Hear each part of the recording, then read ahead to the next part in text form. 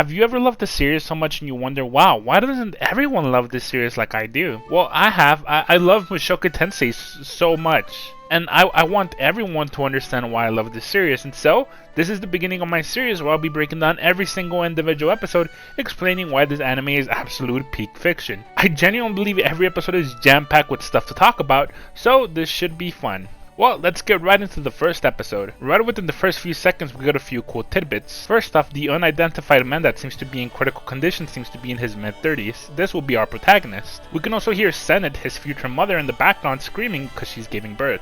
2 of the high school students he had saved seem to have gone missing. This will be important in the future.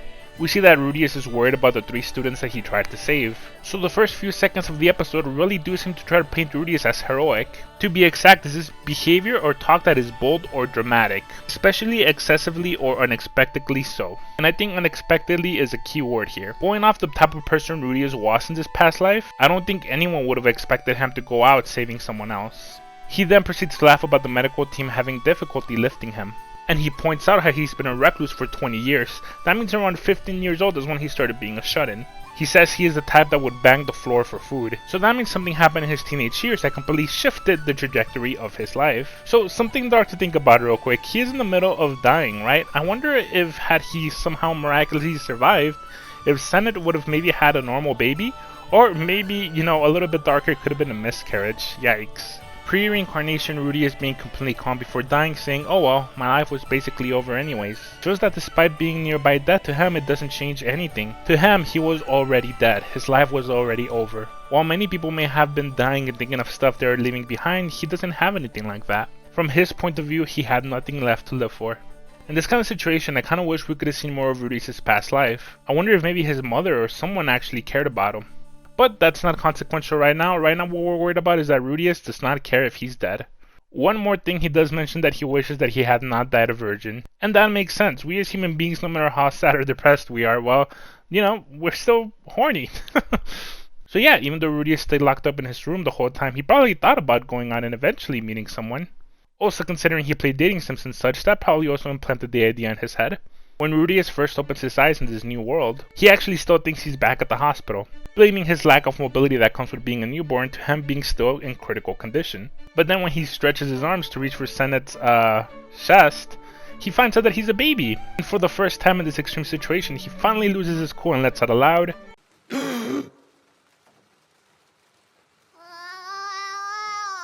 It seems to me that Rudeus both in his past life and current life does not seem to panic a lot. He seems to always be calm, reserved, and thoughtful, unless there is an extreme situation in front of him. But yes, we learned a lot about our main character in these first few seconds. Rudeus, who died at 34, has a hard time looking at his parents seriously. To him, they're still just kids since they're both in their 20s. Even though he's a baby, he still seems to have the conscience of a 34-year-old. Just like how being horny seems to drive him through his past life, now what drives him here is curiosity.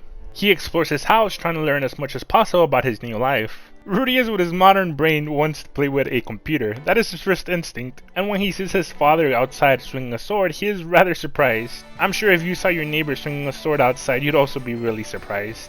He is so surprised in fact that he hits his head. His mother comes along and starts rubbing his head. Once again, with no real respect because he sees her as younger than him, she scolds him in his head for touching him. Because apparently you're not supposed to move someone after they hit their head. I was not aware of this. This next scene is absolutely beautiful. So as I said earlier, the thing pushing Rudeus right now is his curiosity. I believe that is represented by the fireplace here. As Senate starts casting the healing spell, the fire burns brighter. Music starts playing and the magic just looks absolutely beautiful, showing that now magic has completely sparked the interest of Rudeus. Curiosity and intrigue is now beyond anything. And then it is finally told to us that this is not a simple reincarnation, this is a magical world. Now while the isekai genre seems to be forced onto everything nowadays, so this might not come to a big surprise to most, Mushoku Tensei was actually one of the very first ones. So this is supposed to be a big reveal. Now we skip forward 2 years, and now that Rudeus can somewhat talk and walk, his first instinct is, hey, maybe I can finally learn magic. Here we get another big revelation that plays a key part in Rudeus' development. Apparently in his past life he owned thousands of books and loved reading. Now yes, they might have been light novels, but that still does not change the fact that he was a heavy reader. And in a world that has no computers, having a taste for reading is very important. I don't want to bore you and talk too much about the magical system, but a key part to remember here is that mana is supposed to be locked in. Whatever you're born with is usually what you're going to have. Also, Rudeus is having a lot of fun reading these books because they remind him of the books he used to read, light novels, fantasy books. So something to explain here is that magic is usually cast with an incantation or a magic circle. However, in this situation, Rudeus manages to do a spell without either of those, simply by thinking about it. However, he passes out due to his lack of mana. Rudeus comes to the conclusion that books teach you to read incantations and magic circles so that they don't have to explain vague terms like you feel them. Regardless, what's really important here is that Rudeus learns not to trust everything he reads. He also finds out that because he started learning magic so young, his mana cap will be increased over the years to a ridiculous amount. However, of course, coming off of reading light novels where the main character is super awesome, he secretly hopes he's just special in some way. Rudeus compares learning magic to learning combos and fighting games. As a NEET, he spent a lot of time playing fighting games, so that's why he's so good at basic magic. We see him continuously doing back to back the same spell, and finally he's ready to shoot them off.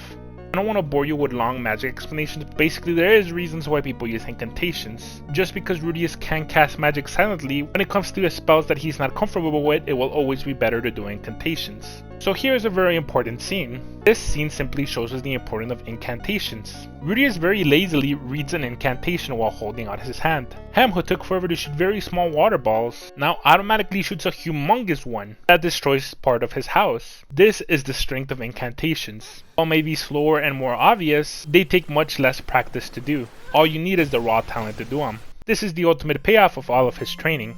Seeing that his mother as a spellcaster herself is beyond excited for this, but Paul, who is a sword wielder who wanted his firstborn boy to be a sword wielder, is not happy with this. And since Rudeus is gifted, Senate thinks it's not worth keeping that promise. Right before this is about to explode into an even bigger argument, Lilia the maid points out that he could simply do both.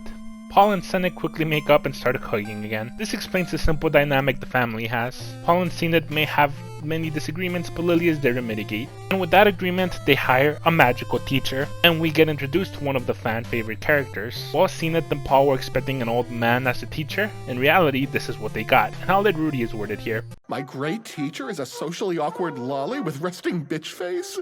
She's perfect, I'd totally marry her. Now, surprisingly, Roxy at first comes off as a bit of a jerk. Whether you agree with her or not, she badmouths both Rudy and her parents right in front of them, calling them idiots for thinking their early bloomer is some sort of gifted student. Now, I personally think she was genuinely disappointed, like she was looking forward to meeting a prodigy, and maybe that's why she let it slip because it was her emotions taking over, but regardless, not a cool move in my opinion. Now Roxy, complete disillusion, is getting ready for magic training. However, something interesting to note here is that Rudeus is scared of doing magic training outside. Paul, his dad, who's basically known him his entire life, looks confused. Probably because Rudeus usually seems very confident. Rudy looks anxious, agitated. This is not where he wants to be. The majority of his past life was spent inside a building. The one time he went outside ended in his death. However, something pushes him back into reality. Roxy talking about his favorite topic in this world right now, magic. He hears her talk about incantations. He asks, do I have to say the incantation? And she says, yeah, how else would you cast a spell? And Roxy, not disappointed that this novice probably doesn't even know how to cast a spell, just seems flat out disappointed. Rudy now is back in his game. He is no longer thinking about being outside, he's no longer thinking about his past life, he's thinking about here and now. He is a badass in this world, that is how he feels. This master doesn't even know what he's capable of.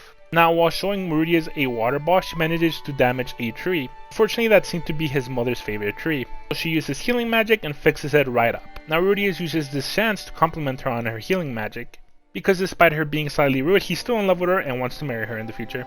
Now, Rudeus is still slightly worried that him not saying incantations is still against the rules. So him, being as thoughtful as he normally is, decides, hey, I'm gonna go ahead and say the incantation anyway to not freak anyone out. However, while he is saying it, we get a very important panty shot. Now, if you remember at the beginning of this video, I said Rudeus is driven by instinct. His curiosity is part of what drove him this far. However, for a large majority of his life, he was simply horny a lot of the time. And thanks to this beautiful panty shot, he is distracted by it once more.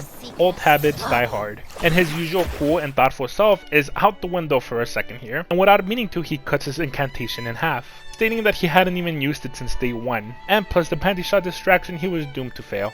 Roxy, confused about it, asks him why he only did half of it, and he explains that he normally skips it, and this makes her feel bad. Not to mention, on top of making her feel bad with that, he also shoots down his mother's favorite tree again, and the mother blames Roxy because she is the adult in the situation. And Rudeus, with years, I mean like 20 or so years of no human interaction, has no idea how to cheer her up, However, something comes clutch. Dating sims. What would a dating sim protagonist say in this situation? That's what Rudeus thinks to himself, and this is what comes out. And I don't think you screwed anything up today, miss. You only gained experience. Surprisingly, this actually somewhat works. Now, surprisingly, even though Roxy was a bit rude to Rudy's parents, invite her in to eat, and everyone has a great time eating. And with a loving family, a push from curiosity to learn, and a sprinkle of experience of his past life, we get the setup for our protagonist. A jobless, inclusive loner who amounted to nothing in his prior life now has everything he needs to start over again and make something of his life. That's the end of the summary of the first episode. To conclude, I like to call this episode Meeting Rudeus Greyrat. While we get some broad strokes of who his parents are and his maid, this episode really focuses on what makes Rudy special. How can an absolute shut-in loser go from being nothing to being this cool protagonist? He's not all of a sudden this flawless hero, no, he has many flaws. But it is the different circumstances he finds himself in that makes him be able to do that push to be better. As we saw in the beginning of the episode, he always had the makings of something greater. He died being a hero. He just needed the right opportunity to come up. And maybe, just maybe, he can finally blossom like he should have in his past life. I could keep talking about this episode for a bit longer, believe it or not, but honestly I'd be surprised if anyone is still listening. Regardless, I'll be back for the next episode, because in the next episode called Master, we will talk about everything that makes Roxy great, and still more about Rudeus, of course. Anyways, I'd really appreciate it if you could check out the last video I made about breaking down the second opening for Mushoku Tensei. It got taken down by copyright strike, so it, really killed its reach. Like, subscribe, and thank you so much for watching. Also, please leave your feedback in the comments. Greatly appreciate it, always looking to improve. Oh yeah, I almost forgot, if you want to follow me on Twitch, twitch.tv/SlyPerformer, I stream there, we can have some casual talk, and play some games, and it'll be great. Thank you, one more time.